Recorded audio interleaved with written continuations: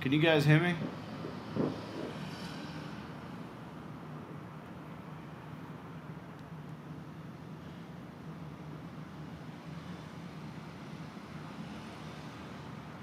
What's happening here?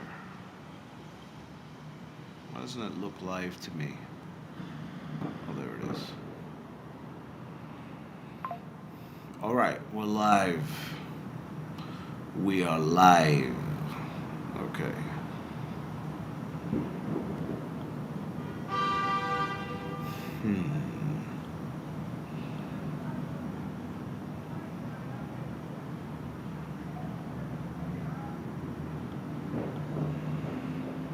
Give me 1 second.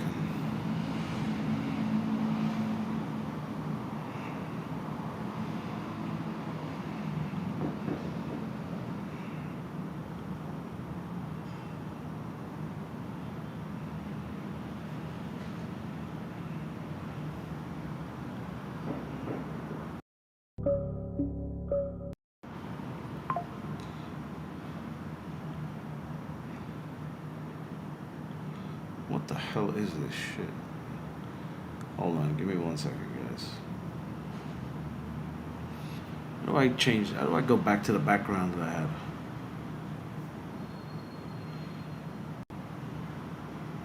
Fuck it. Right. Okay. This is what we're rolling with today. When are you coming to Western Australia? I don't know actually. I don't know when I'm coming to Australia. I've never been to Australia. You think I should go to Western Australia? I think I should go to Australia at all? After what you guys did?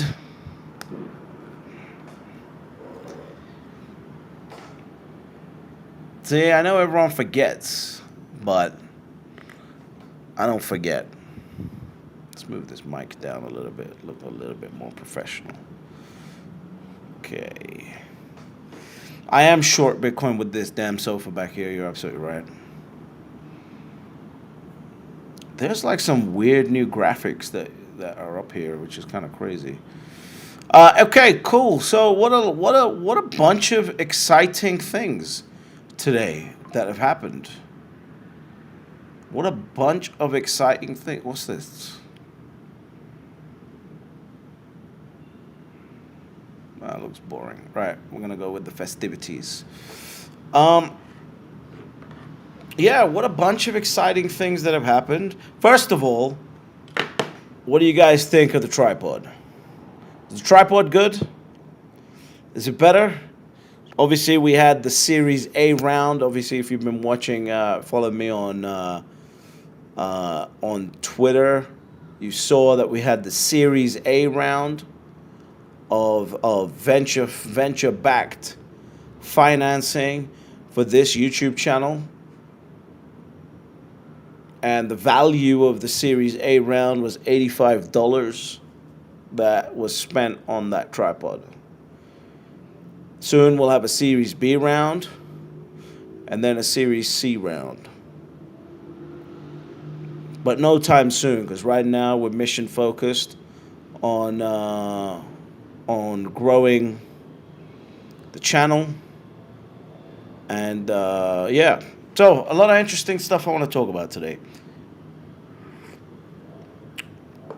Firstly, Jerome Powell. Let's talk about Jerome Powell. Well, how many of you guys actually understand what happened today? What happened today? Lewis, thank you very much. We said it's 3:30 a.m. here in Germany, but that ain't stopping me from a British Holder stream. I appreciate you. What happened today? What do you guys think is the biggest things that happened today?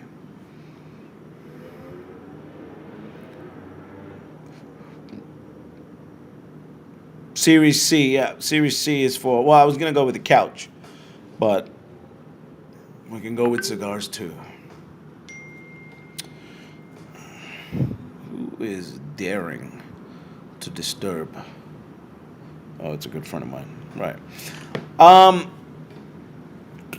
What's an ideal allocation?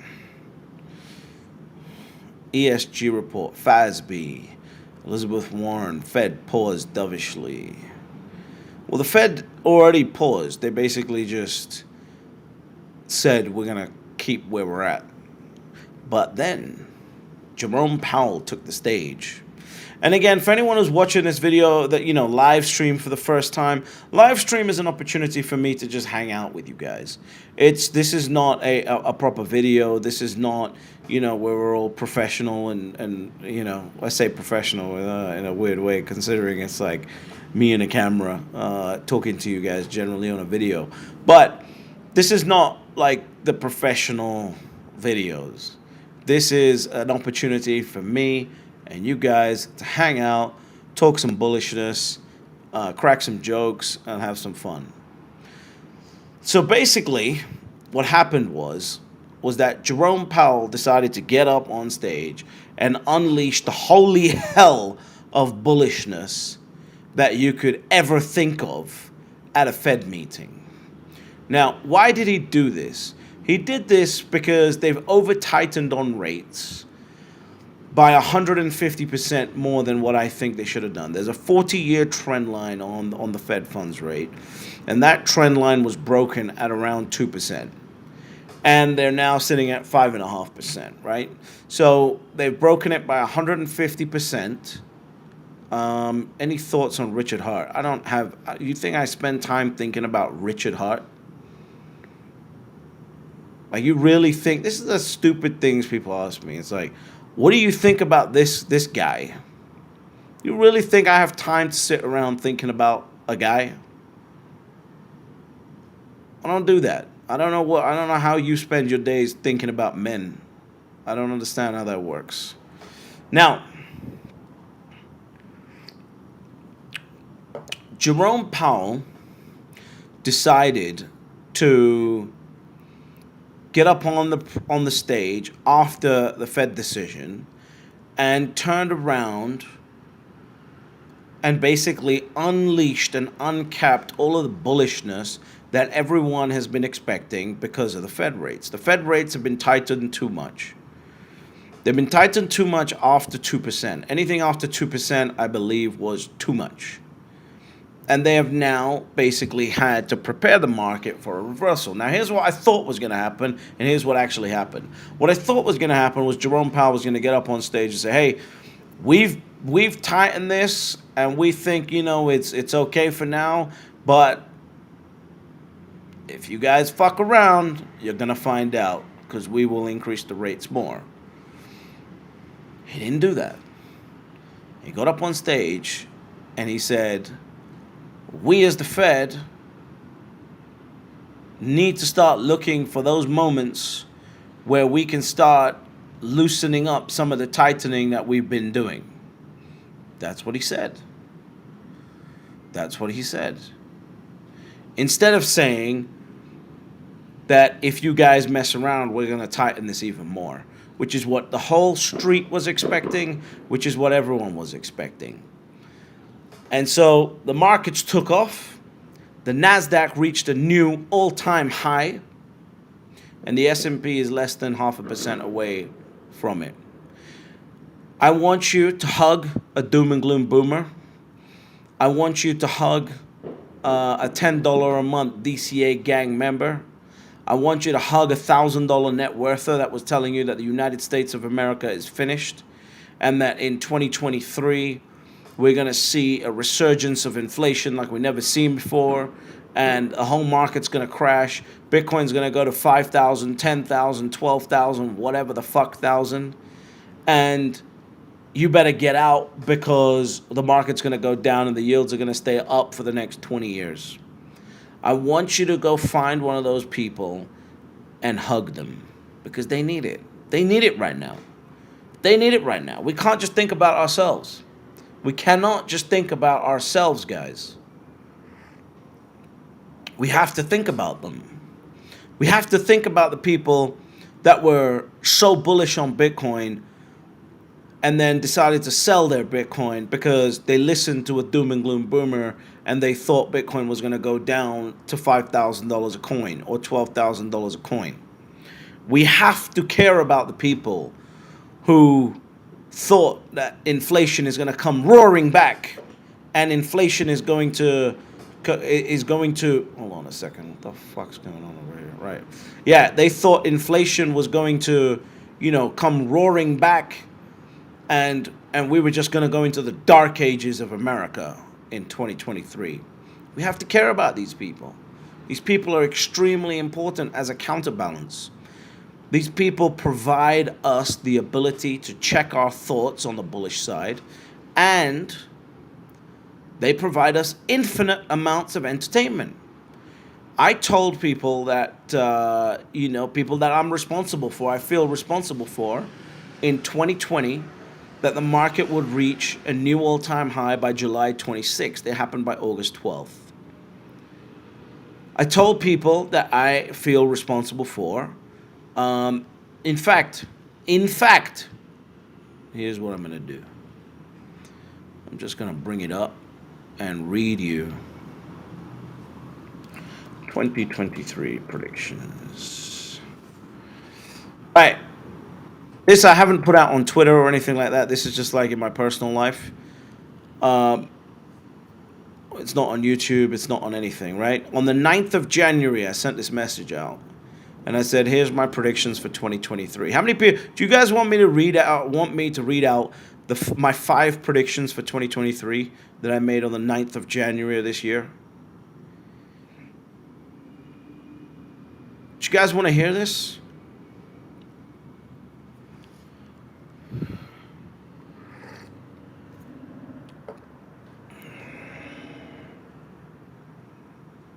Apparently the Senate just passed $1 trillion spending bill. What a surprise.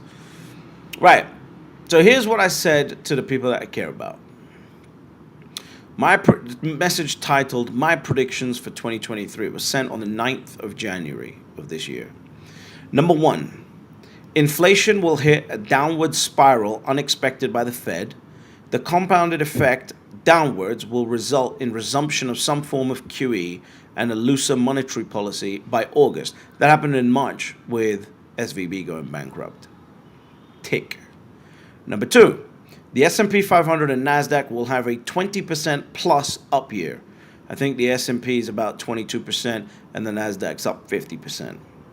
Number 3, President Biden will stop supporting the Ukraine war by summer in preparation for the new election cycle. Now, they didn't quite stop that, but they also got involved in a new war that's better for American politics.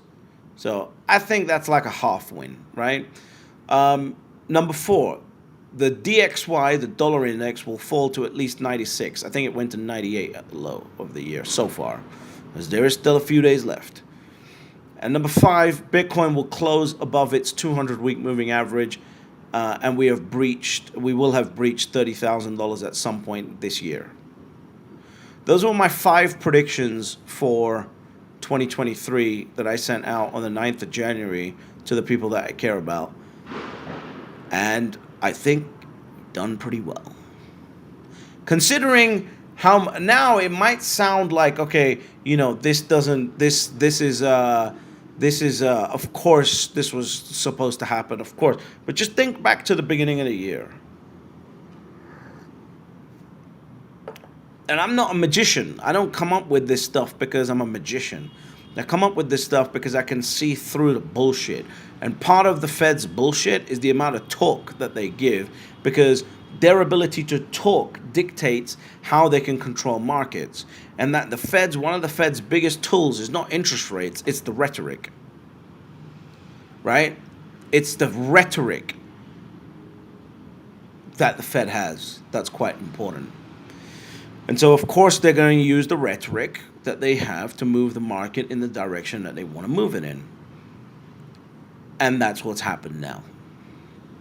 They were using rhetoric for the last 2 meetings, aka lying to you. And the market was stupid enough to believe it. Because the market's always stupid enough to believe it. Because you have to.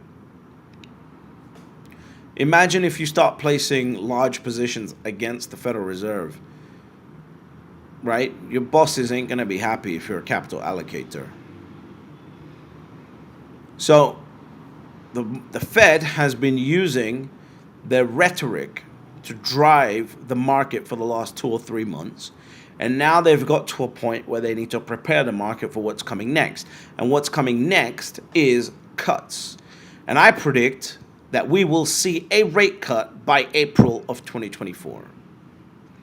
I'm not talking about looser monetary policy. I'm not talking a rate cut by April 2024. I know everyone's talking about pushing it into October and all this other stuff. I am telling you guys right now, I think we are going to see a rate cut by April of 2024.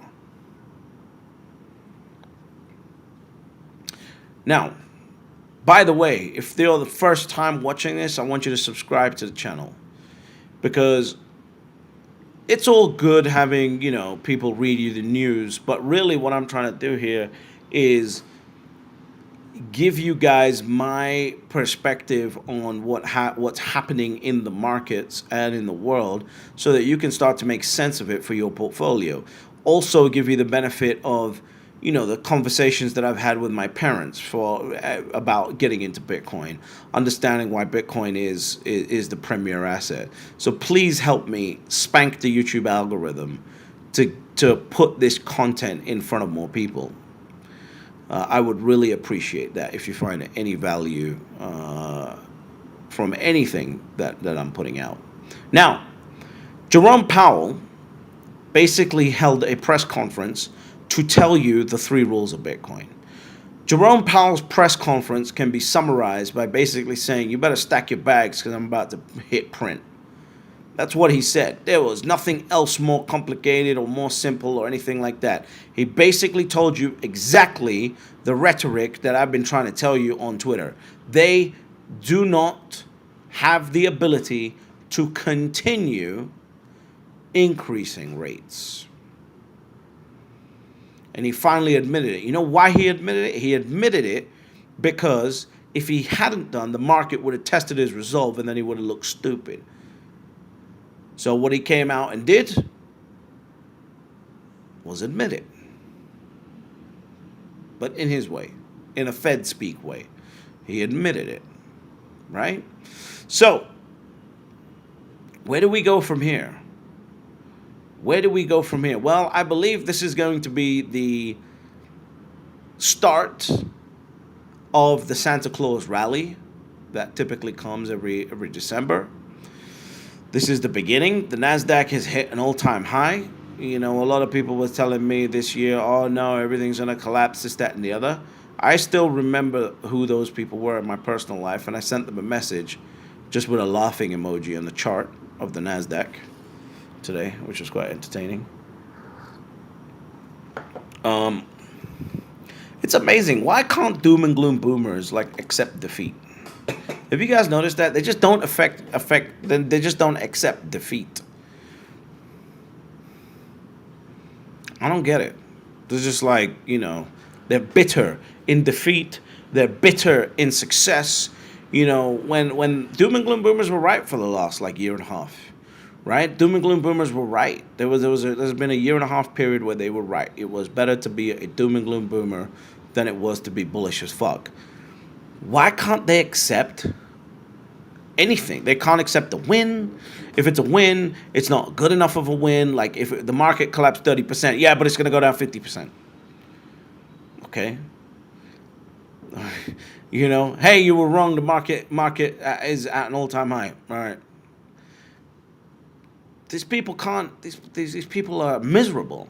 That's why I always say you're much happier. You're much more productive, much more valuable to the society around you if you are bullish. Being bullish is the core status of humanity, because in order to raise humanity, you had to actually be bullish on humanity, right? So I want you to hug a doom and gloom boomer today. I'm drinking tea from a shot glass, by the way, for anyone who's wondering. Dan said he's 0.32 away from a full Bitcoin now, and you're fucking celebrating? And you're fucking coming on here celebrating like that's a good thing? Like we're going to celebrate that? No, Dan. You go ahead and you make up that 0.32 Bitcoin, and then you come and tell me. And then I'll celebrate with you. Someone said 600 people watching. Everyone hit the like button. Yeah, please do that. If everyone hits the like button at the same time, some magic's going to happen. I guarantee you it. By the way, there were some morons in the comments saying that I don't warn anyone about the scammers in the comments and this, that, and the other. And I told this moron that it's on every video description. It's on every video description. And then he said I apologize, so I banned him. That's the difference, guys. I don't have sponsorships. I don't have anything like that. I don't need to worry about being nice to anyone. All I'm here to do is to try and get as many people as I can to 1 fucking Bitcoin. And Dan, you better get to your 1 Bitcoin before you comment next time. Okay? Because that's what matters. You being 0.32 away tells me that you're not at 1 Bitcoin. That's what that tells me. So, the next topic that I wanted to discuss, which was fascinating to me, even though I've predicted it months ago. The Financial Times did an article, and they basically said Bitcoin is ESG friendly. Guys, come on. This is too easy. This game is too easy for me. Right? It's too easy for us at this point. I can see everything they're going to do. I can see every move they're going to make. Literally, I'm going to read this article. Beyond COP28, that's their, bullshit conference about changing the weather. A fresh look at Bitcoin's ESG credentials. This is the fucking Financial Times. Could Bitcoin be ESG? Question mark. That is the first thing in this article. A recent rise in the price of Bitcoin is reviving the debate on whether the digital currency could be considered an ESG investment. Who told you this? Who's been telling you this for months now?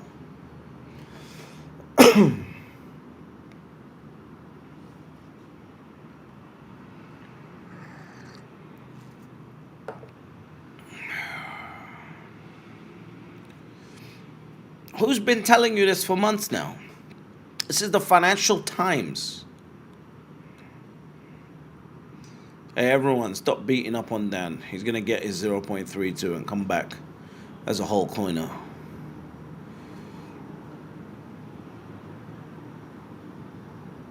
That's like someone saying, hey, I'm about 320 grand away from being a millionaire. Okay?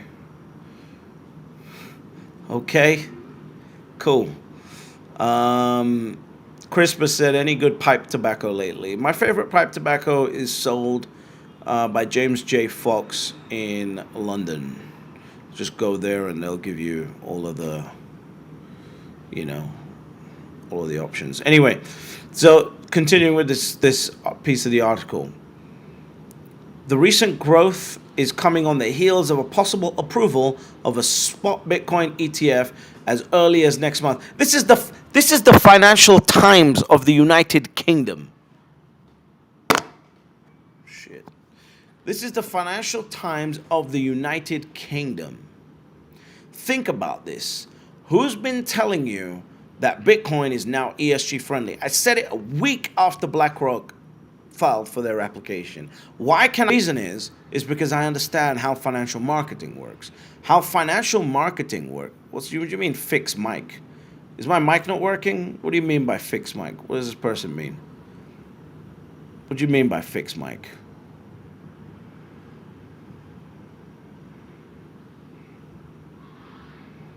What does this mean? Is my mic not working? Can you guys not hear me? It's working. The mic's working. So this guy said fixed mic. You know what I'm going to do? Here we go. Timeout. There you go. You're in timeout, my friend. Right. So, anyway.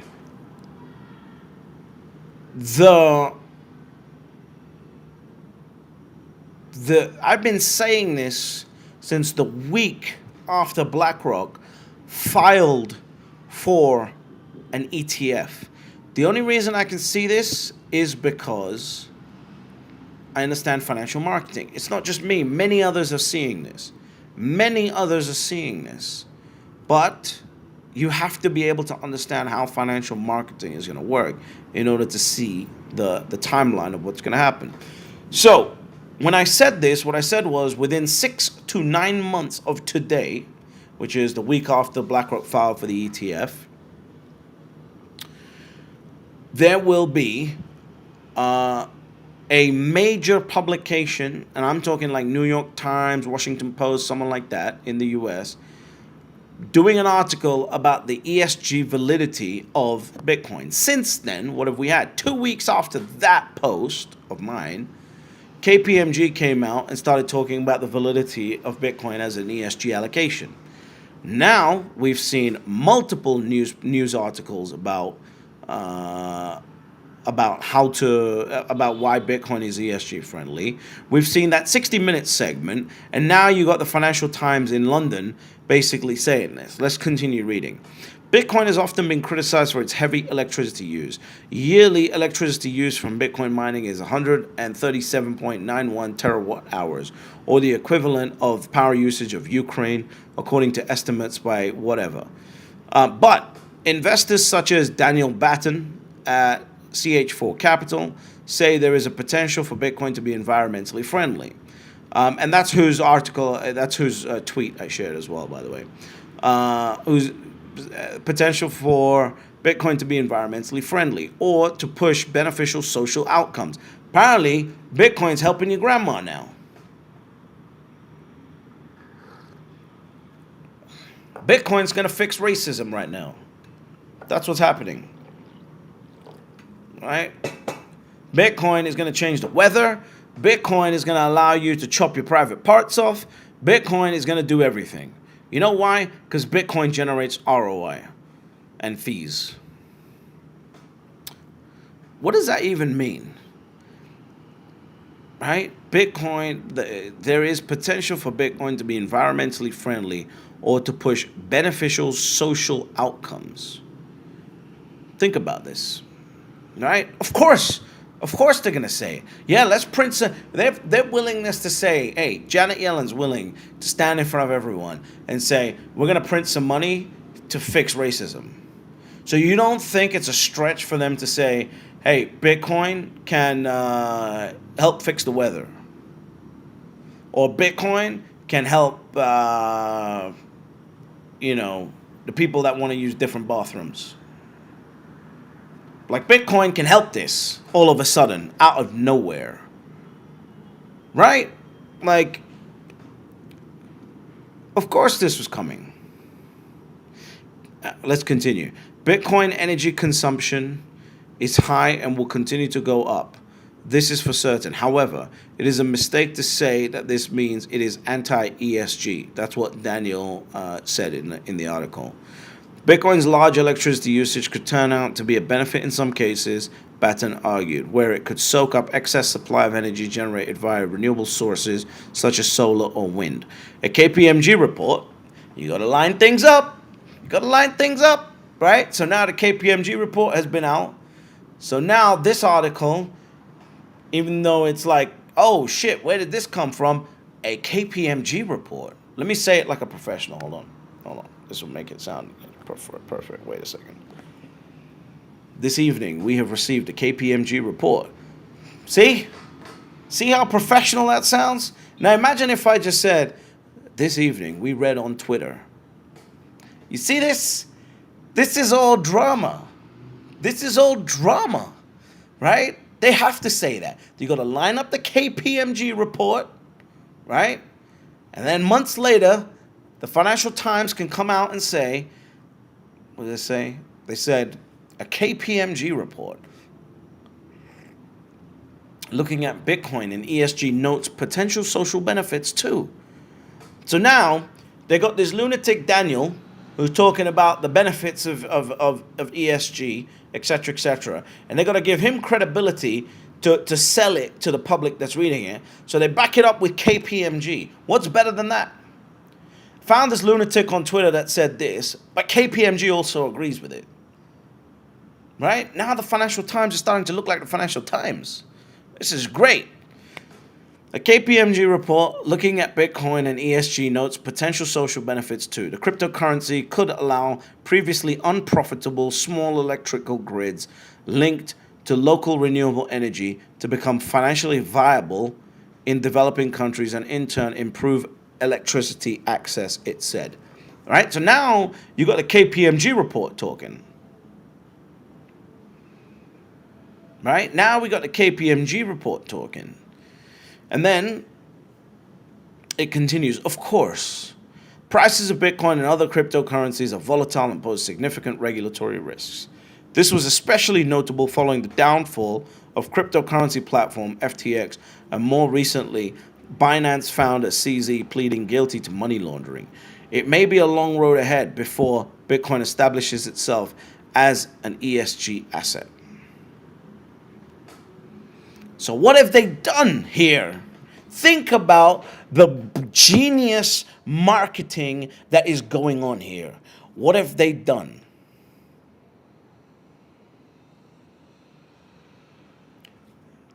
They just took the consciousness from Bitcoin kills the environment to some lunatic on Twitter who's a fund manager, I think, said Bitcoin's good for the environment. The KPMG backed him up. And Bitcoin has a long road to becoming an ESG asset. They've just made Bitcoin and ESG one conversation. The amount of psychological preparation that's going on here, especially after the 60-minute segment that happened in the USA, the amount of psychological preparation going here, it's amazing. They're playing an orchestra. Why do you think I put that video out saying they're marketing orchestra? Their Bitcoin marketing orchestra, because this is what it is. This is what it is. It's a show. It's a show. And they need you all to be paying attention so that they can make you go, oh, wait a second. Right now, Bitcoin is ESG friendly, so we better move to that side. We better move to that world. Bitcoin, yes. Bitcoin ESG, yes. Absolutely. Here's my prediction.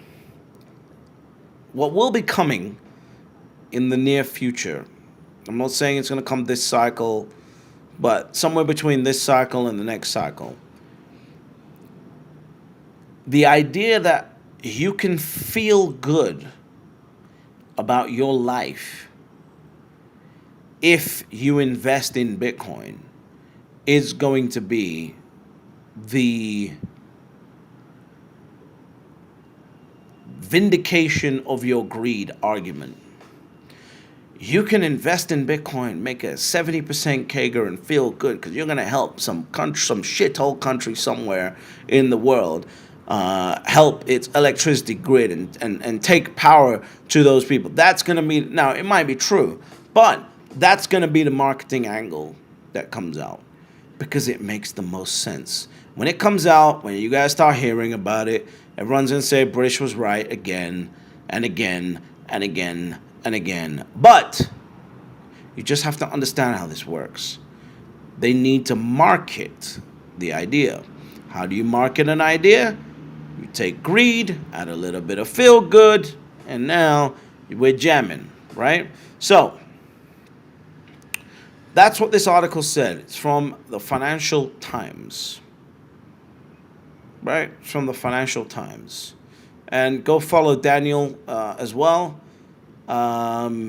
He is the co-founder of ch4capital.com. Apparently he's a clean tech investor. And he's based in New Zealand. His Twitter is DS Batten.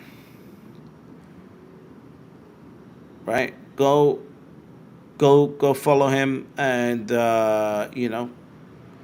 listen to see what he's saying. Check it out. But as you can see, Bitcoin is now ESG friendly. At least it is being presented as ESG friendly.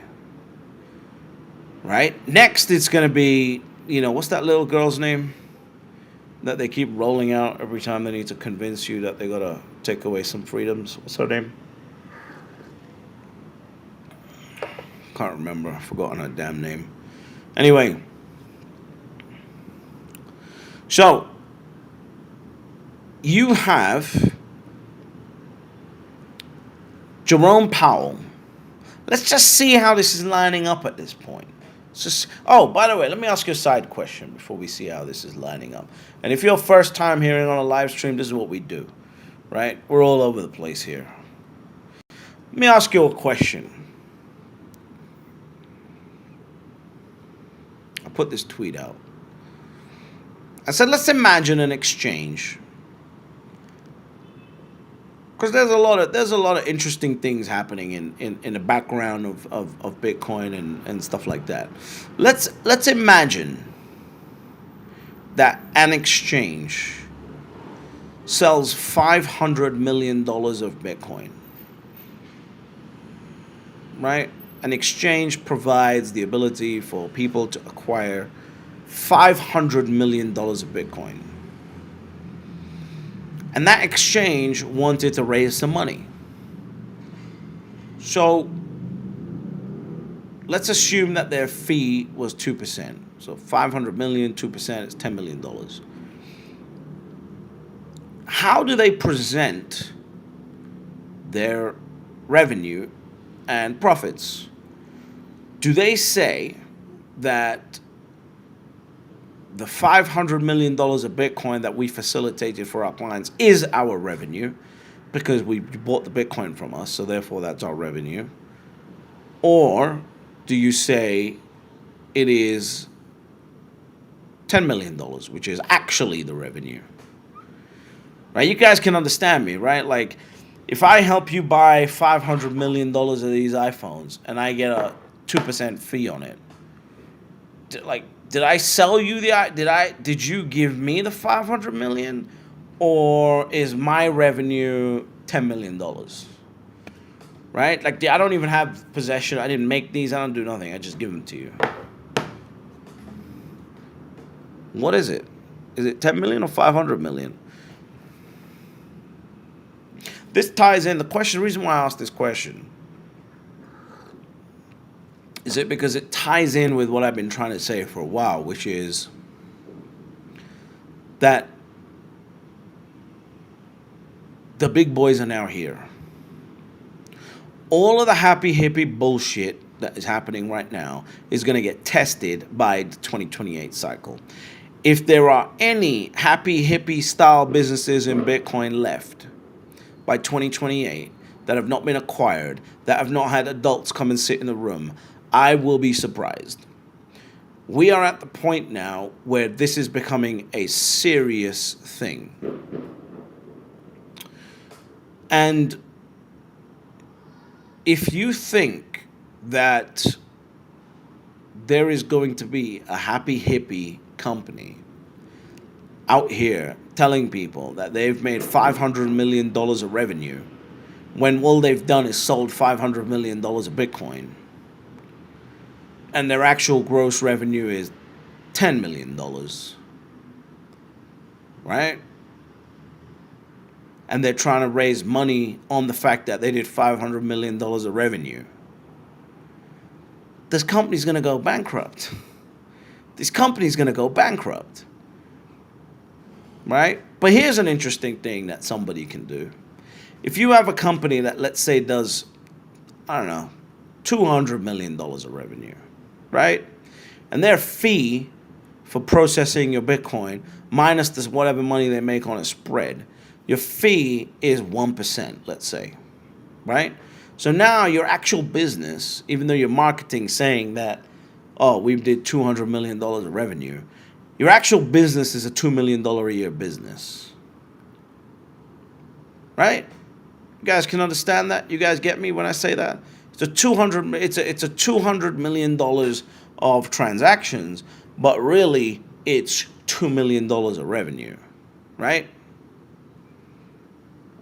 So now you got this whole company that's mission driven and all this fancy pants bullshit that everyone likes to talk about. Why can't companies just be profit driven nowadays? Don't you guys get annoyed with that? Like, don't you get annoyed with the fact that, you want a CEO just be like, hey, we're here to make money.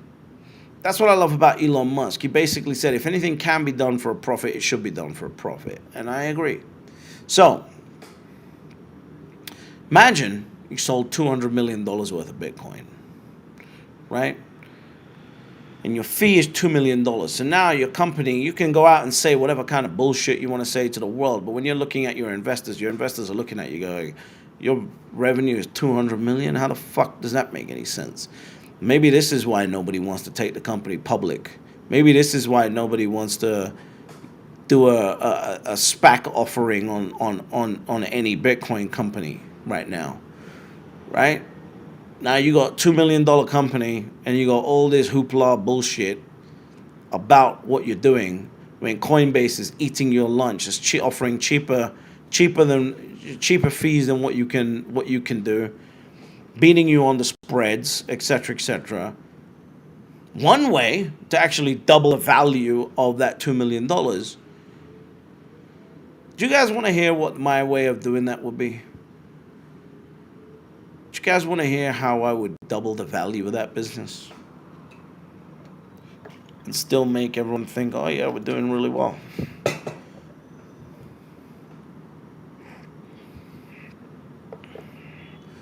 I don't know, 150 employees, $2 million of actual revenue on a yearly basis, 150 employees, VCs to account for all this bullshit.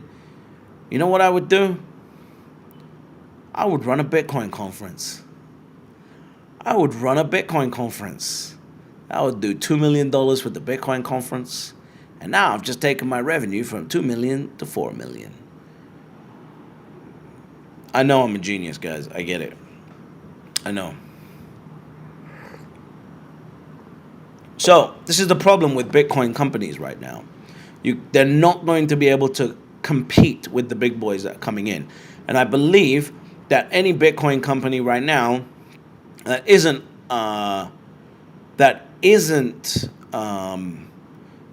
who's this moron Derek? Derek said, British, how do we know you're not pumping your own bags?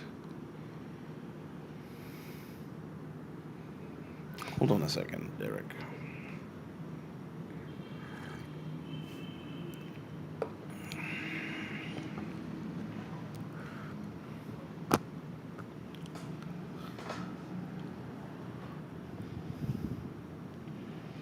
What the fuck is Derek's comment?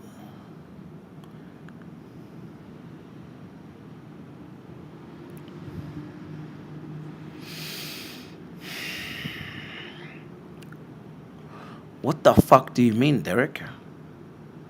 What do you mean? How do we know you're not pumping your own bags? What do you mean? What the fuck does that even mean, Derek?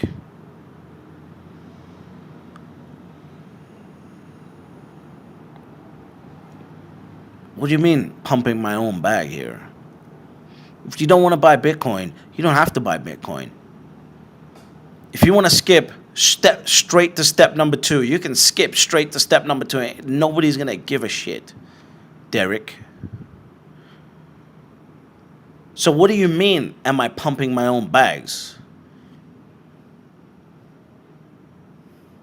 You think that I'm what? You think I'm going to what? Talk about Bitcoin and then sell Bitcoin once everyone gets... You think I have that power to move the damn market? We're talking about a $750 billion market that's about to explode to a multi-trillion-dollar market. You think me on fucking YouTube has the power to do this while I'm trying to sit here and do a bunch of videos to get as many people to one Bitcoin as quick as possible? You think that's what I'm talking about here, Derek?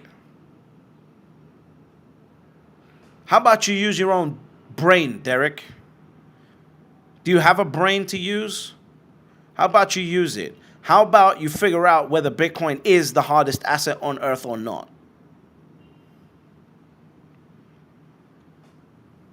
How about you figure out whether Bitcoin is exactly what? I'm saying it is or not. The beautiful thing about Bitcoin, Derek, is that you can do your own research and you can figure out whether I'm bullshitting you or not, Derek.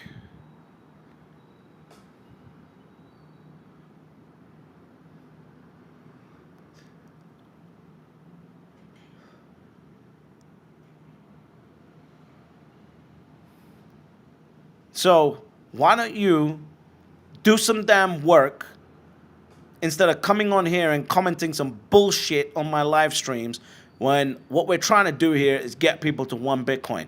You might be a shitcoiner, Derek, because that's how shitcoiners talk.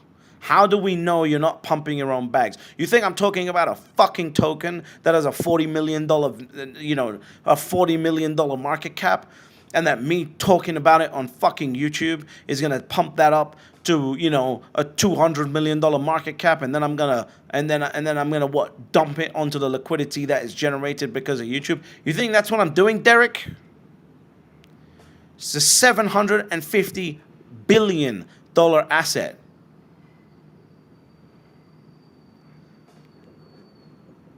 Freaking Derek.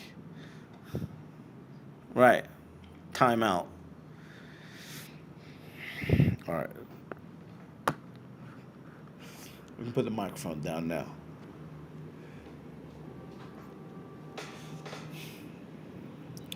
Jonathan, I'm not a Sagittarius. I'm a Taurus. So, going back to it, that's what I would do with a Bitcoin company that was sitting there generating, your $200 million of fucking revenue. Complete utter bullshit, right? $200 million of revenue. Basically they're selling Bitcoin, counting it as their revenue, as if they're producing the fucking Bitcoin. And then basically they got a 1% fee, making $2 million a year, talking about all this BS. I would go run a conference, make my company look like the shit, invite everyone there, invite all the speakers because everyone loves getting on stage, etc., make it look like a big thing, and add a couple more $1 million a year onto the revenue of that business and figure out a way to sell it as fast as humanly possible. So, that's what I would do if I was a Bitcoin company like that. Or any Bitcoin company that is sort of sitting there going, hey, how do we make people believe that this has any value? Because Coinbase is going to win. I've been trying to say this for a while, right? Coinbase is going to win. Coinbase has already won the institutional clients. If you've got institutional business, you're not going to anyone besides Coinbase at this point. If you've got a small company, maybe you'll go to one of the fringe exchanges. But at this point, Coinbase has the stamp from the SEC. The Coinbase has the stamp from everyone, and Coinbase is the one that has won institutional business. If you're retail, yeah, okay, you might go and buy a few $1 million of Bitcoin overall as a gross holding. It's only going to be a few $1 million, maybe, $50-60 million a year of business. But really, most of retail is going to be pushed into the ETF. And you might say, do you think they're going to ban self-custody? They can't do that because it would be encroaching onto free speech. But what they can do is make enough noise about it so that the average retail person, like my parents, for example, would just go, oh, I don't know about all that. Let me just go use the ETF anyway, right? And it's the same way that President Trump kept talking about the wall and the illegal immigrants and this, that, and the other. And even without having a wall there, it basically crashed illegal crossings by 70%. It's the same sort of theory that I think they will do. So I don't think they're going to ban self-custody. I don't think they can. But they'll talk about it so much that it will make them go, that it will scare enough people to saying, hey, let me just use the ETF. So that's what I think is going on there.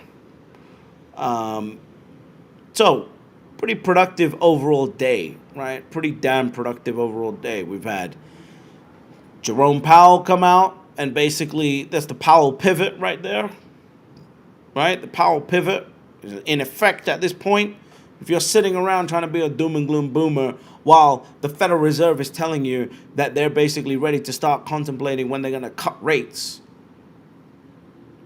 right? You're a moron. Next, ESG, Financial Times article. You got the 60 Minutes piece.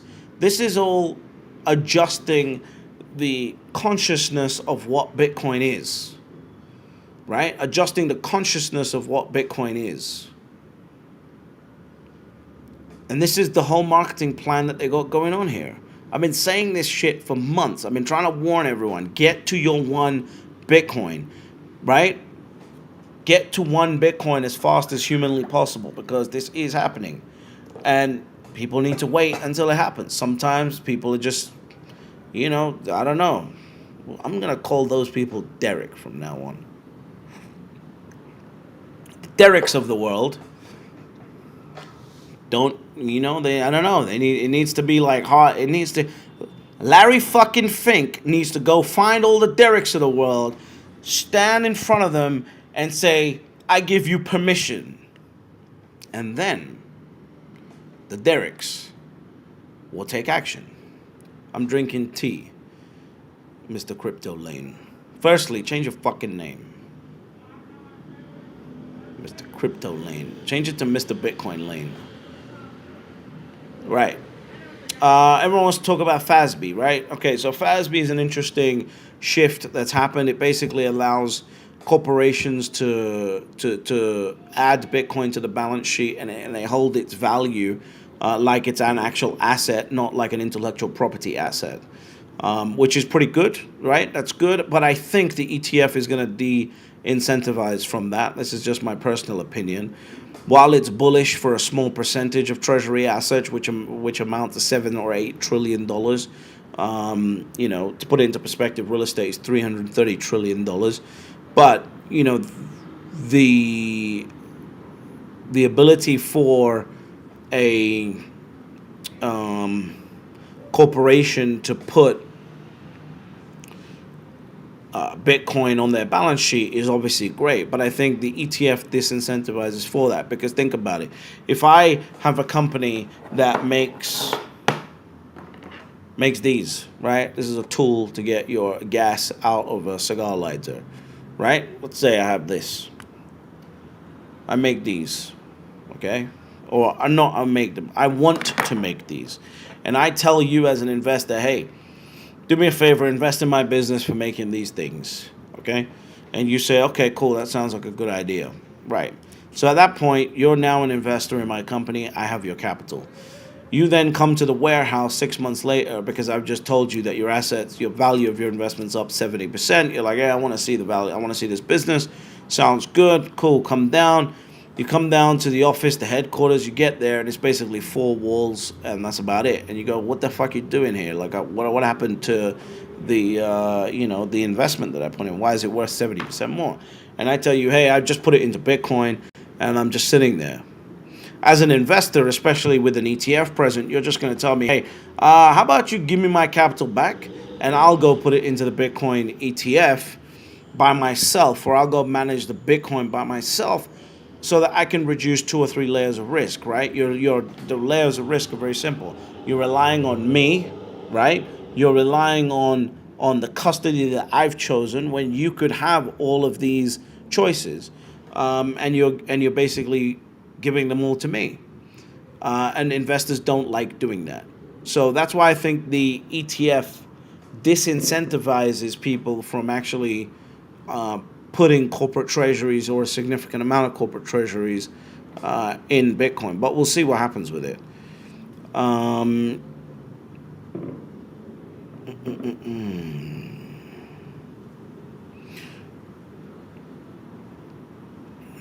What else do we have here? What else was there to talk about? We had a lot to talk about today. We have actually spoken about a lot. It's been an interesting and productive live stream. I haven't done one of these in a couple weeks. I apologize, guys.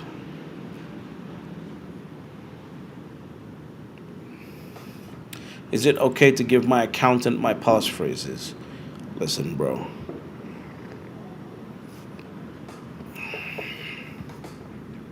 If you got to ask me that question, we're clearly not doing anything over here. Oh, well, yeah, tomorrow, here's what's interesting, guys. You know when I started posting videos? Do you know when I started posting videos? Fucking August, right? Was when I really got serious about it. August. It is now December. How many people were talking about the bull market multiplier before I started talking about it, if you've been paying attention to my videos? Right? How many people were talking about the bull market multiplier before me and the fact that it was 118 to 1, not the measly pussy 3 to 1 bullshit that was out there that everyone was being fed? Until I dismantled that on a video. Right? Nobody was talking about it. Dave said subscriber since March, 980th subscriber. Thank you so much. I appreciate it. Nobody was talking about it. So if in 4 months I can move the Overton window on the fact that the bull market multiplier is now widely spoken about on random podcasts that I've never been on, but they're talking about it. I've seen bull market multiplier videos on YouTube channels of exchanges that are talking about it. And by the way, I have no problem with it. Like I put a video out, any concept that I ever come up with for Bitcoin, everyone should take it. If it starts working and running, take it and run with it. My point here is this.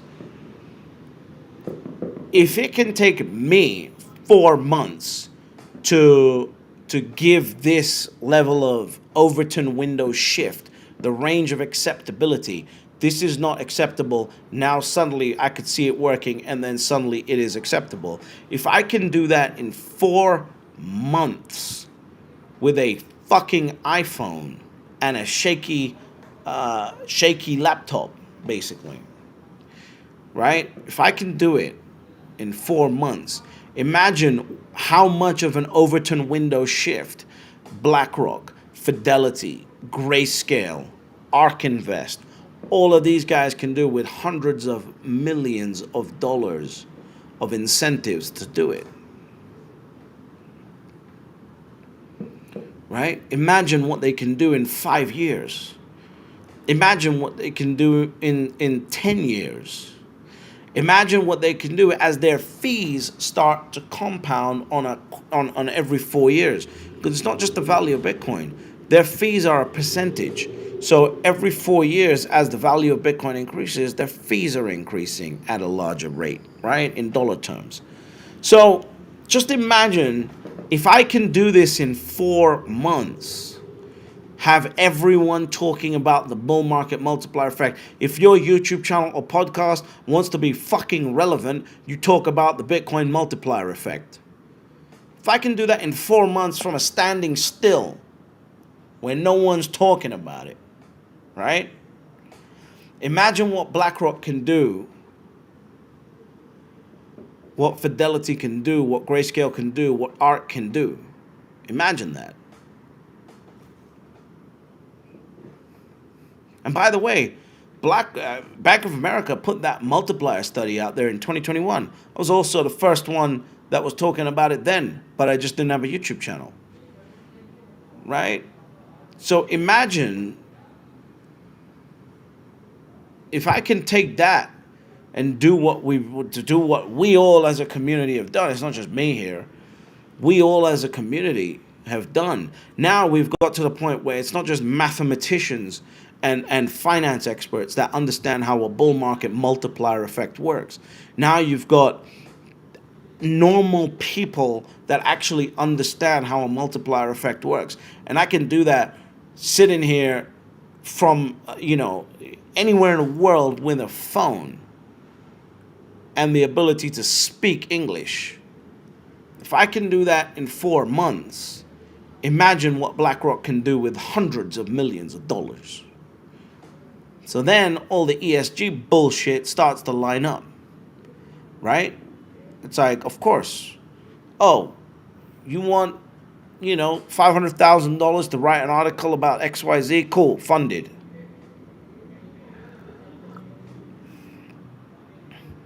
We need to get that girl that gets offended at every little thing that happens in the world to come up here and say, you know, Bitcoin is ESG friendly. Cool, done. Give her $1 million. Get her over here. She can pretend to be arrested. She can pretend to be arrested outside of a Bitcoin mine that she was protesting to defend. How about that?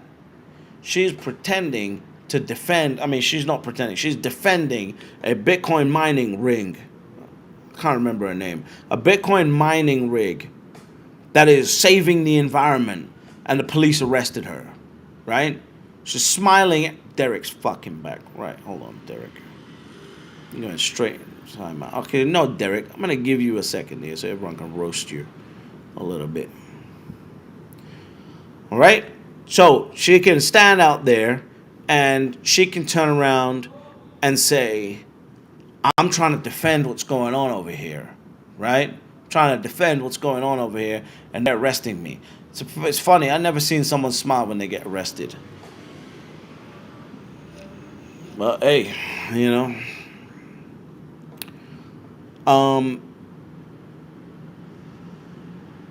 Yeah, like, you don't think that they can shift the Overton window on Bitcoin in a matter of 1 year?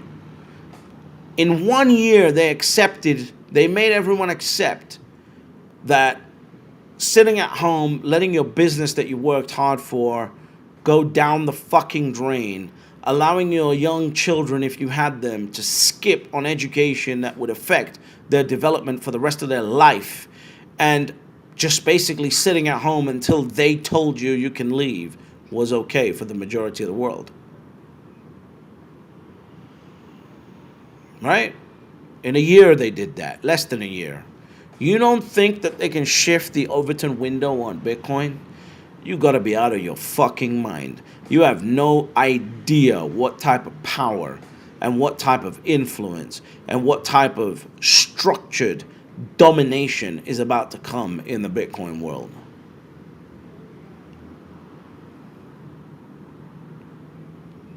This is all happening right now. You don't think that, or you think that this Financial Times article was just random? The fact that we are almost, a month away from an ETF, it's just random. Financial Times coming out and saying, oh yeah, Bitcoin's an ESG asset. You think that's just random? I think the 60 Minutes is random? You gotta be a moron. And here's my problem, right? Why is no one else talking about this? Why is no one else talking about the real, logical, methodical way in which all of this will be sold to people? It's only a handful of people, right? Only a handful of us that are talking about this. Everyone's too fucking afraid to mention this. You know how many people that tell me still to this day that I'm wrong about the multiplier effect? And I'm like, yeah, you're right. You're right, I'm wrong, because it's actually higher than 118. The market's proving that. The market, every time it pumps, is proving that it's actually higher than 118 to 1.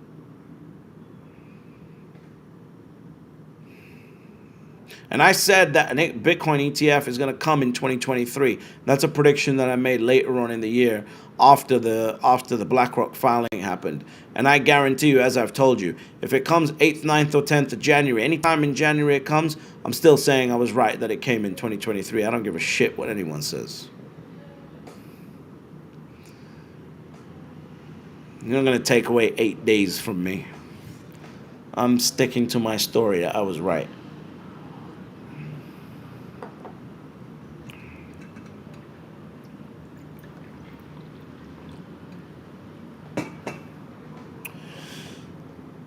This is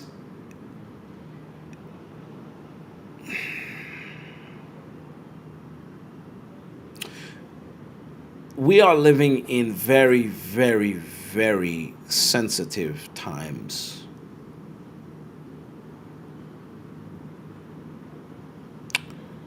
We are living in times where you have to actually step out of the belief systems that have been fed to you, and you have to actually believe in yourself in order to take the action that is buying Bitcoin and putting it in your portfolio.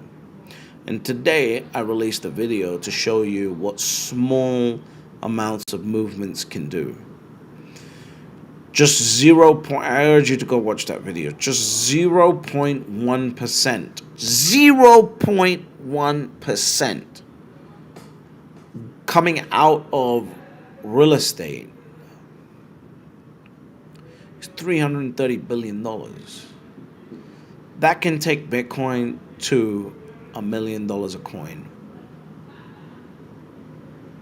It's tiny amounts, tiny movements. There is nothing here that is out of this world.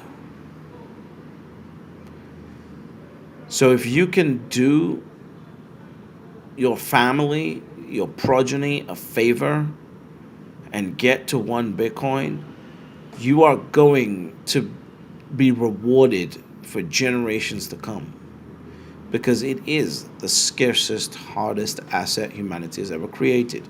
And if you said, hey, I'm going to ignore this asset,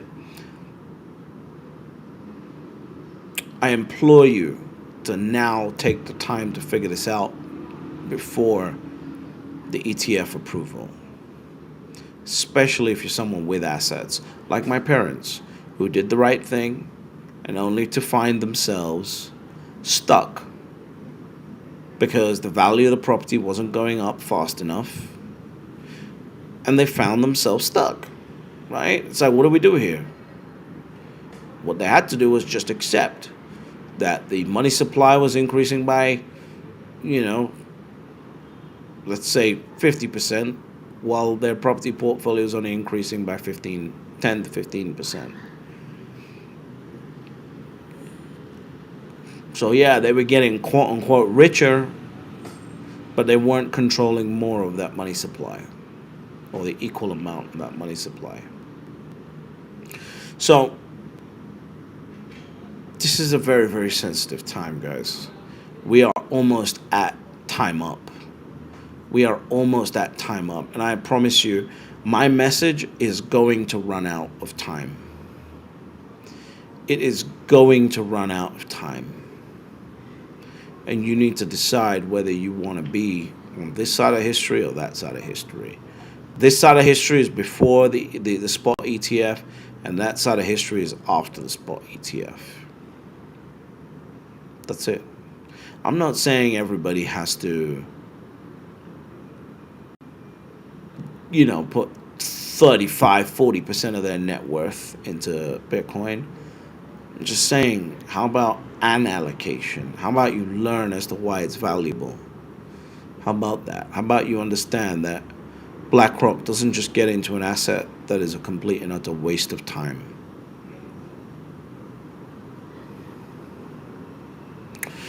So, figure it out. That's all I want to say. Please figure this out.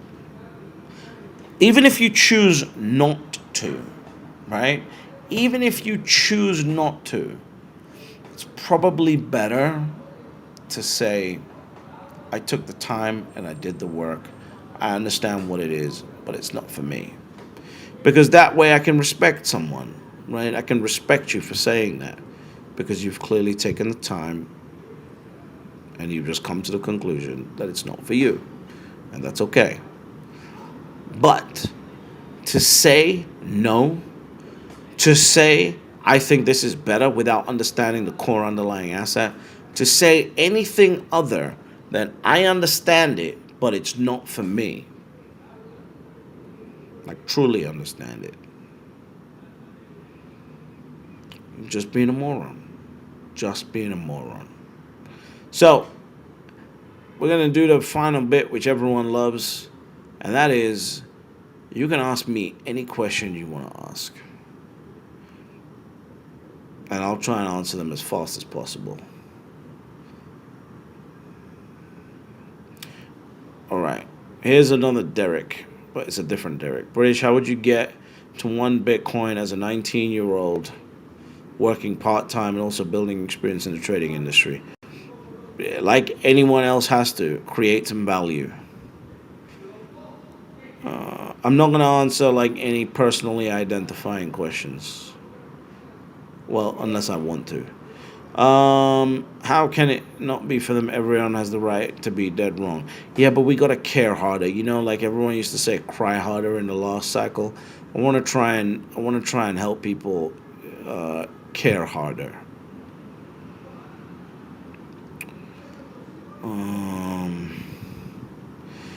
Is it guaranteed that the ETFs will actually have to be backed up 1-for-1 with Bitcoin? Do you think there will be some bullshit loopholes allowed? ETFs, there's no bullshit loopholes allowed. They might have short-term loopholes, but they have to be filled. Cash flow and ETF. Okay.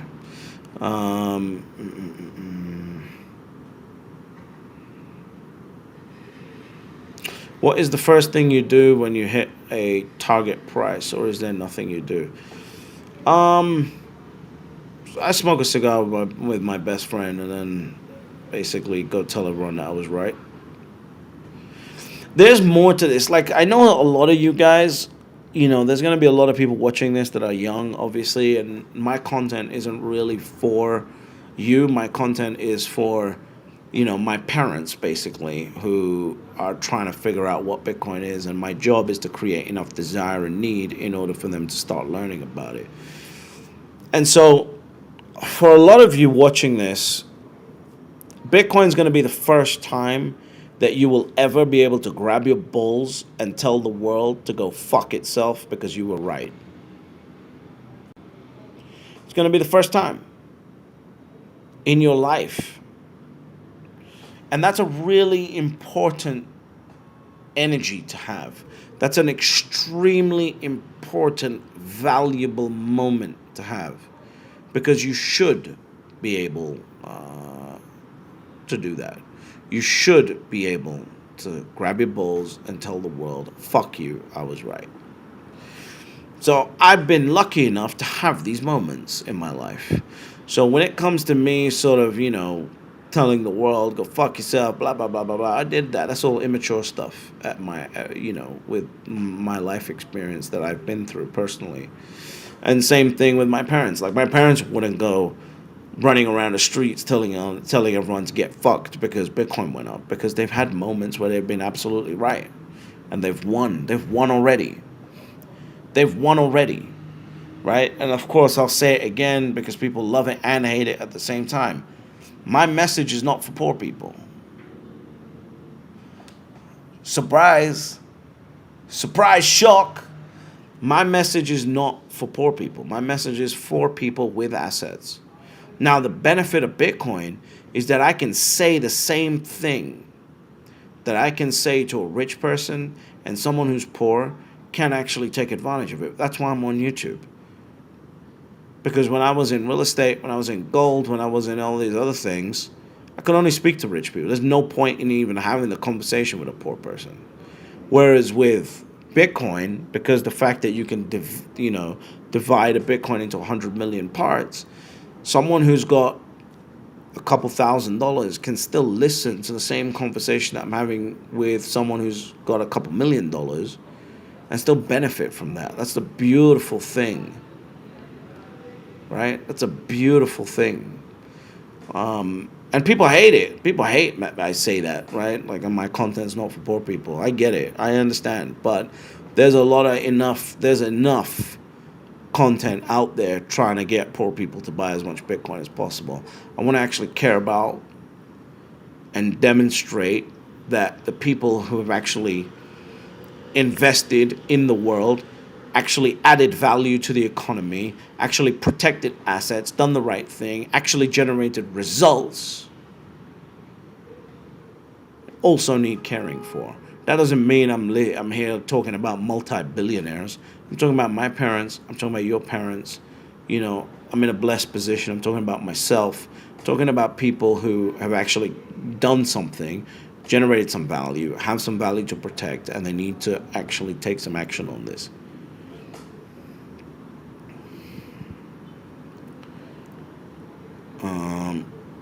Eric said, British, good evening.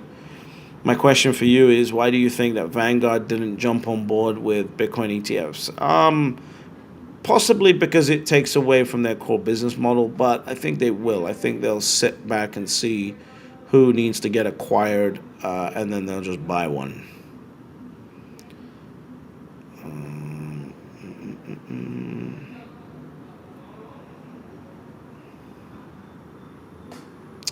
How do you perform due diligence on mining equity plays?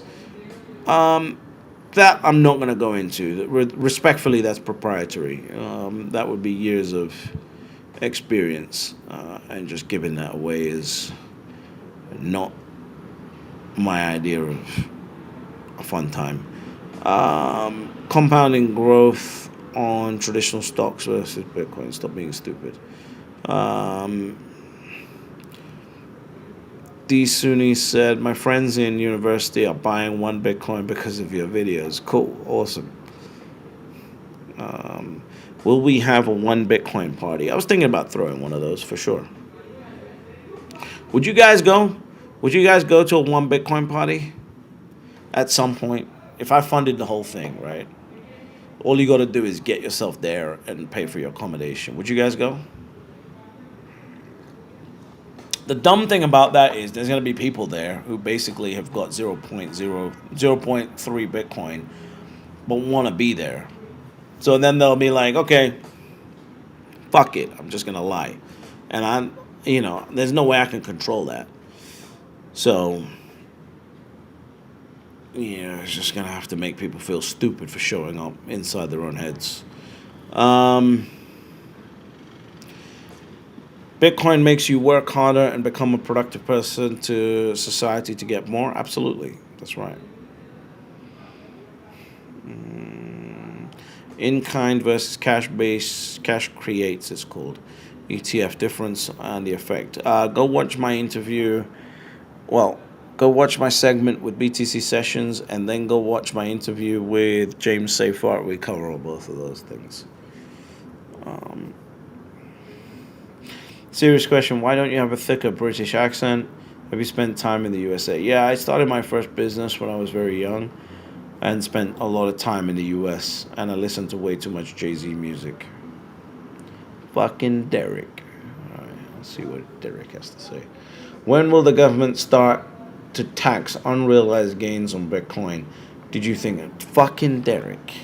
Derek, do you have any unrealized gains at this point to even tax? Do you have any unrealized gains, Derek, to tax?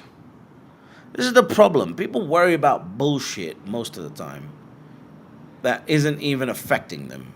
Derek's probably got a bag of shit coins, like a full-on bag of shit coins, right? And he thinks he's watching YouTube videos. He's watching these fucking nerds on YouTube talking about, how they're going to get to, $20 billion bags, and now he's worried about unrealized gains on Bitcoin when he hasn't even got to one fucking Bitcoin because all of his money's in some other shit coins.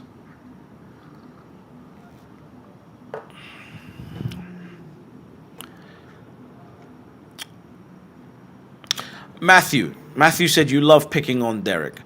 I'm not picking on Derek. What I'm doing here, I am picking on Derek.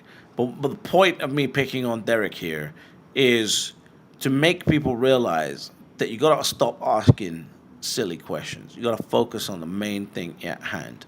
You got to focus on what's going on here. Getting to one Bitcoin is a focus. Now, do I think that unrealized gains on Bitcoin will be taxed? I think that there is a moment that comes where governments will start trying to tax unrealized gains on all assets, not just Bitcoin. And what happens? You'll fucking pay it or you'll leave. But most of you don't have the balls to leave, and the others don't have the resources to leave. So you need to first do that. Get yourself the resources and the balls to leave. Right. Let's go through some of these.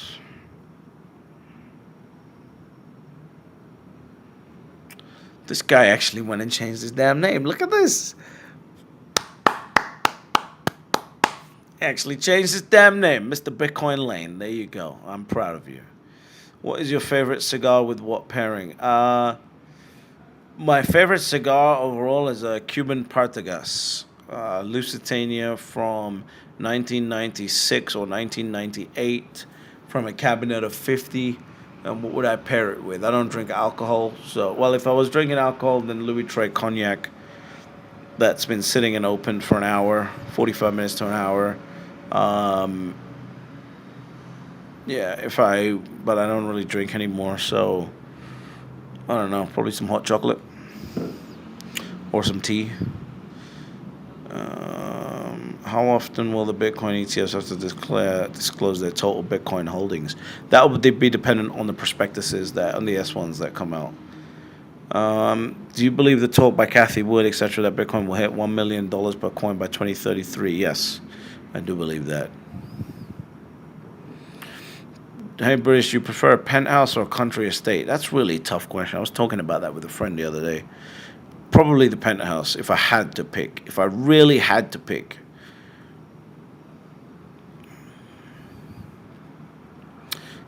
Since Bitcoin, has your faith or opinion in God increased or decreased or changed in any way?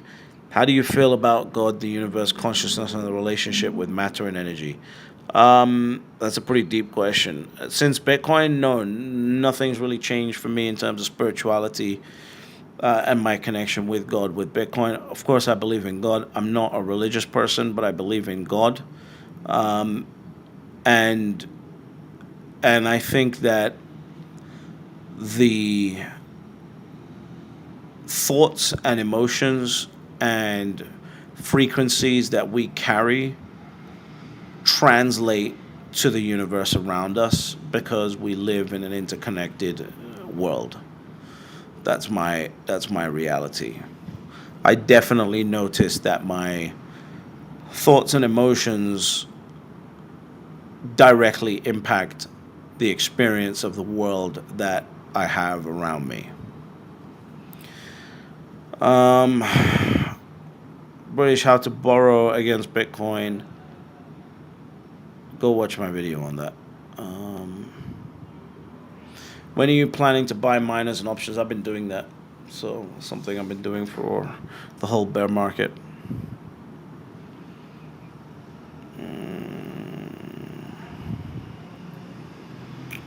Do you trust Wallet? Anything wallet related, go watch BTC sessions, not me. Ben has everything on the lock and key on that.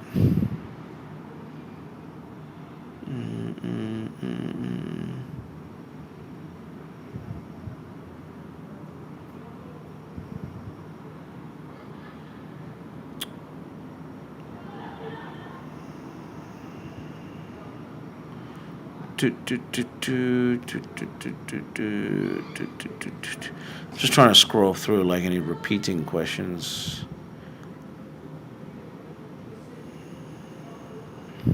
Do you consider yourself a Bitcoin maxi? If not, what other crypto do you believe? If it's just like crypto related, I'm a Bitcoin maxi.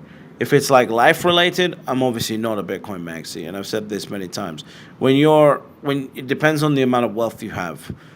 Once you reach a certain point, it's going to be hard to put everything into one thing. Jason said, recently taught my 9-year-old to save in Bitcoin. Great work.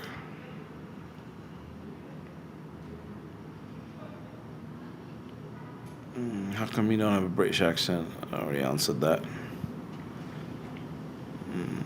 Favorite watch brand? Patek Philippe. Crypto Frosty. Change your fucking name. You're now Bitcoin Frosty. Sean from G'day Bitcoin. G'day Bitcoin. Right? Did I do that correctly? I hope I did. Don't kill me.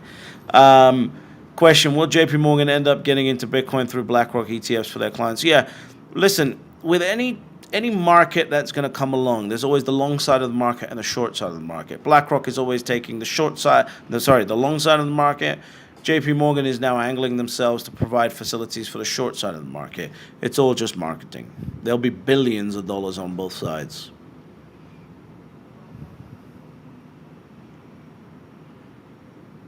Oh, a lot of people said that they would go to this party. Interesting.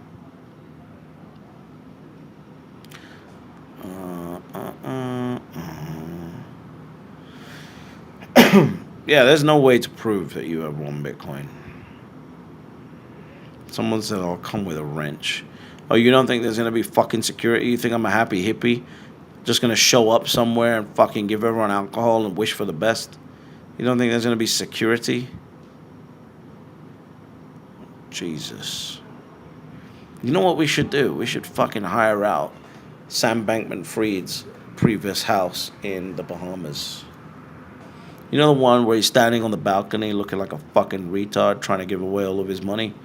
That's the house that we should rent out for the party.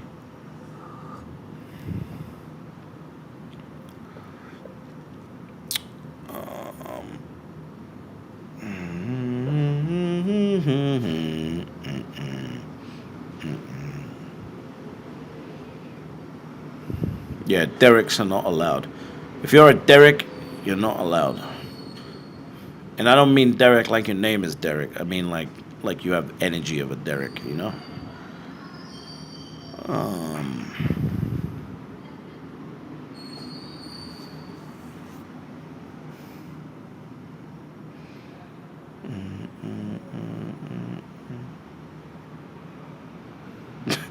Someone said, I defended you, Derek, and now you made me realize you're an idiot. I love you guys.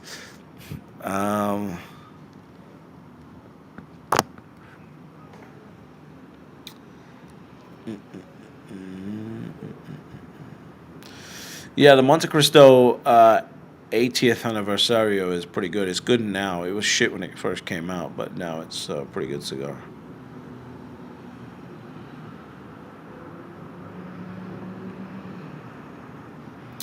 Angel said, how would you interview Michael Saylor differently than people before? Do you disagree with any of his Bitcoin beliefs? How would I interview him different? A really good fucking question. What do I think Michael Saylor needs to actually say that the world needs to hear?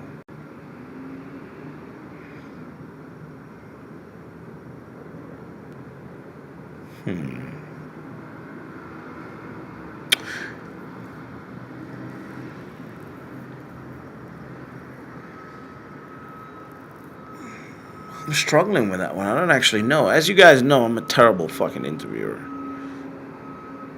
So, I don't actually know. I hope you guys have been enjoying the interviews I've been putting out. But every time I put it out, I'm like, I don't know.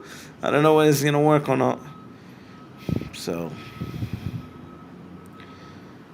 I don't actually know what I would do different. Do I disagree with... I agree with him much more than I disagree. I probably agree with his realistic view of how things are going to turn out with, you know, the transitionary period of a US dollar Rails wallet plus a Bitcoin wallet. Whereas a lot of people think we're going to be pricing shit in Bitcoin, and I don't think that comes. What type of tea do you go with? Normally black tea, but I do like white tea for nighttime. Crispus said, how long can a cigar last in a humidor? Forever. Like I said, my favorite cigar was boxed in 1996 or 1998.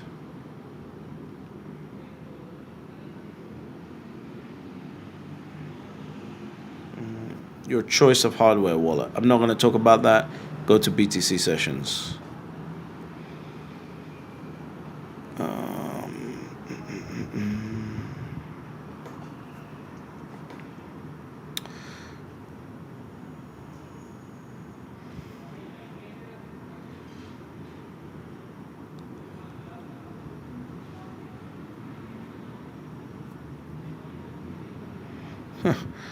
Oh, so many people projecting their own bullshit based on my answers. It's great.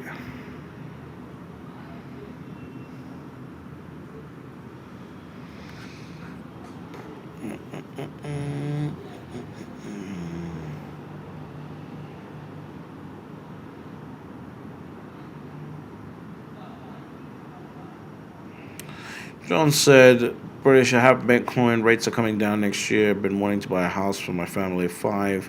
Congratulations on your family of 5. But should I continue renting or buy a home or buy more Bitcoin? Just your opinion, please. The question I would ask is this: is it a necessity? If you already have a place to live, is it a necessity to buy the house? And then you want to analyze, like, okay, do I prefer living here or the 5-year timeline horizon value on what Bitcoin is? And you do that by taking the last 5-year compound annual growth rate and taking it forward. You'll have your decision. Doesn't matter what I would do. I don't have a family of 5 that I'm thinking about.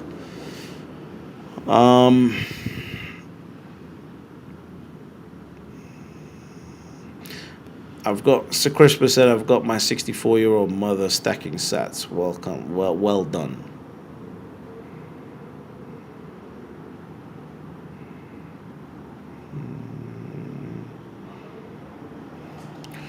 British Hollow, have you ever been to Canada? Of course. Vancouver is one of the most beautiful cities in the world, to me. Nowadays, it might be a bit shit, but like in picturesque wise, yeah, beautiful.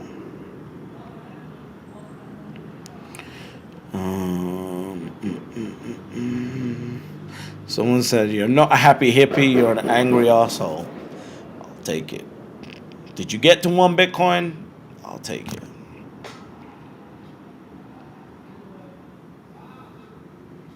The halving party in El Salvador. Okay, good luck.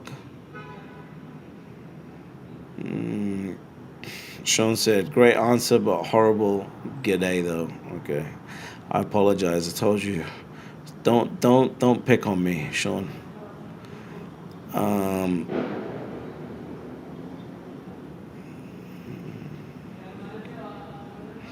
Neo said, I'm going to celebrate by feeding the homeless. Yeah, that's a great way of doing it. Let's invite Max and Stacy to the party. Sure.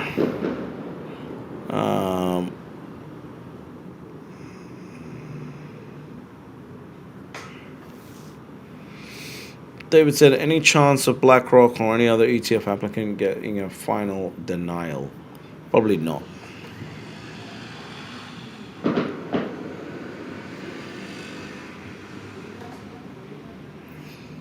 Any cigarillo recommendations for a good, quick smoke? Probably the Partagas ones.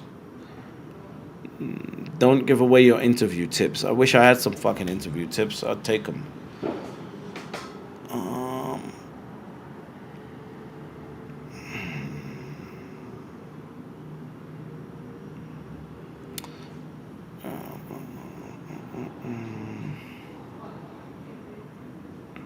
Does the Bitcoin multiplier go both ways? Does buying 10K of Bitcoin or selling 10K of Bitcoin have the same dollar effect in either direction?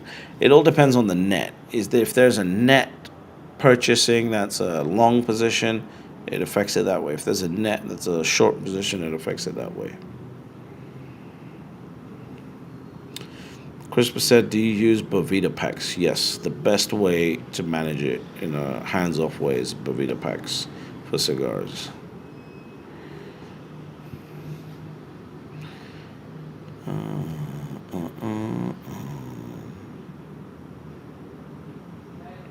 Martin said, any opinion on the transaction fee? Should we ban ordinals? No, I don't think we should ban ordinals. I think, you let the free market figure itself out.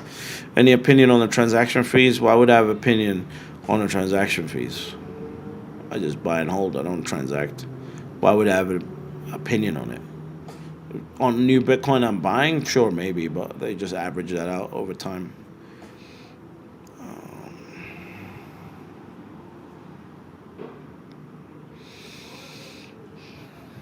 What do you think about ordinals? I don't, really.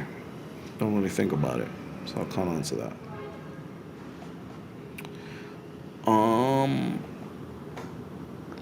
Thoughts on MicroStrategy price after the ETF? Do they continue to beat Bitcoin's performance?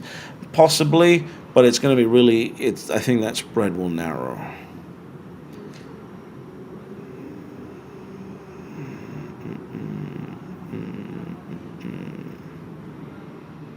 Never been to Australia. I should though.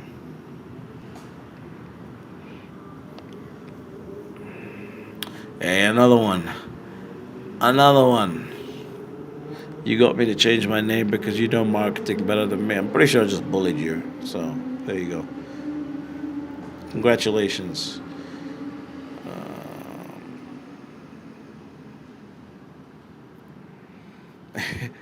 If Bitcoin hits 100K, I donate to an autism charity. Great.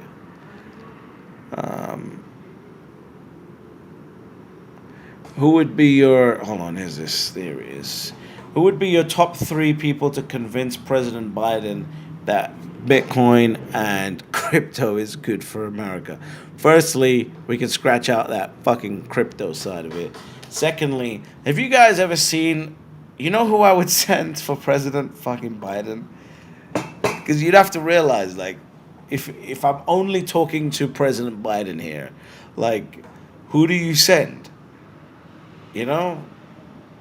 You gotta send the guy. What's his name that does the videos where he's just looking into the camera screaming Bitcoin?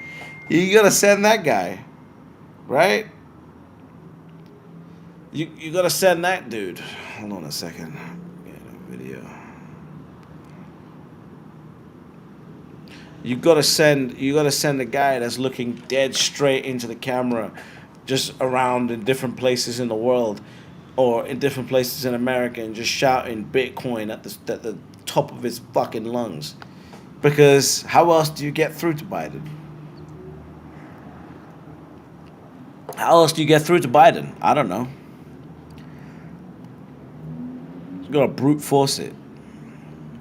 You could send the BitConnect guy, but you know, that guy is obviously, if he was just going to focus on Bitcoin, then you could send that guy. You just need 2 guys. For Biden, I think you just need 2 guys like here, just like screaming Bitcoin, and Biden's just like standing there with a mask on, obviously, because they're getting too close. And then eventually it will get through. I think that's what it is. That's how you get Biden to do it.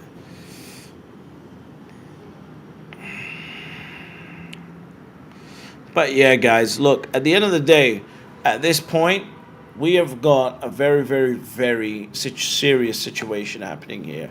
And that is that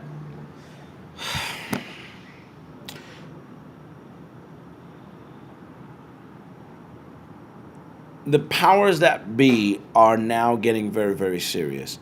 The fact that you can see in the public eye exactly what's going on, and people are ignoring it, or people are not sharing the message, or people are not getting normal people, more normal people onto Bitcoin. It's sad to me. You're gonna miss out, and then the people you're gonna love, the people you love and you care about, are gonna miss out. So at this point, you've got the ETF coming. You've got the ESG narrative shifting. You've got the Overton window about to completely and utterly shift on Bitcoin. Now is the time to really get serious about this and everything that I've spoken about so far. Right? This is a very, very serious moment in life. And there's going to be a lot of people that are going to live to regret this moment because they didn't stack as hard as you know you can in your heart. And I don't want you to be one of those people. I don't want anyone who listens to me to be one of those people. So, all the people that I've mentioned getting to 1 Bitcoin, please get to 1 Bitcoin. Try everything you can to get to 1 Bitcoin. Of course, I am a little bit harsh and whatever on here. But again, just understand that the goal is to get as many people as possible to 1 Bitcoin. And if you need you know, to be hugged and this, that, and the other, then you're probably going to be better off with the happy hippies. But if what you need is someone to sit here and make you realize the urgency of this as we are heading into this world-shattering moment with this ETF, and you need someone to take, guys, I wasted 2 fucking hours recording a podcast that was pretty great. And then it wasn't published. After which we edited down my bits, and put them out, and my answers to questions. But the reason why, I'll tell you guys now, the reason why it wasn't published by the person who recorded it was because I used this following analogy. I said, we're at a point in time where it is now so serious for people to focus on, learn what Bitcoin is, that I feel that my job is to grab the horse by the hair and ram its face into the water until it realizes that it needs to learn about the water. And it needs to learn about Bitcoin. I understand if that's too violent. I understand if that's too aggressive. I understand if you feel like that. But that's what I truly feel my job is here on YouTube. My job is to grab the horse by the fucking hair or the back of the neck and push its face into the water and allow people the moment and the opportunity to realize that they need to learn about Bitcoin. That's who I consider my role to be. And some people don't like it, and I agree with that, right? I agree with that. But I think it was pretty sad that this podcast wasn't put out. And I certainly am not a fucking podcaster that likes to sit here and waste my fucking time recording shit for it not to be put out. So we're taking steps against that in the future. But yeah, that was the reason. And I don't think that analogy was too bad. That's what the world needs right now. Right? The world doesn't need the soft snowflake culture that we have grown up in. This is a very, very serious moment. Anything that you have built, especially if you're someone, 40 plus who has actually built something, right, in your life, it's about to be taken away from you because the next 40 years, for example, in real estate, are not going to give you the same returns that the last 40 years did. And if it's too offensive for me to say, I need to grab you by the back of the head and push your head into the water until you learn about Bitcoin, it is what it is. It is what it is.